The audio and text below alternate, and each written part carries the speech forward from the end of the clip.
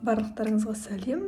Бүгінгі біздің жаттығуымыз ол осы носогубные складки деп аталады. Осы складканың болмауын және болған жағдайда оны түзетуге арналған болады. Ол үшін біз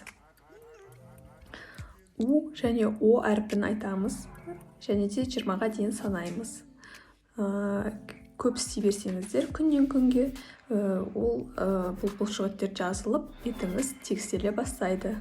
Ал бастаймыз. У, О, Ү.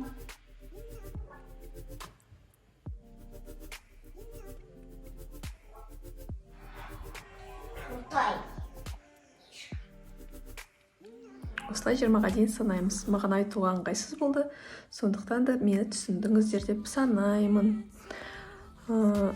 Осы жердегі әжімдер уақыт өте келе мына жерде сызықтар пайда болады. Олардың алдын алу үшін мына жерді қаттырақ батырып, осылай массаж жасауға кеңес беремін.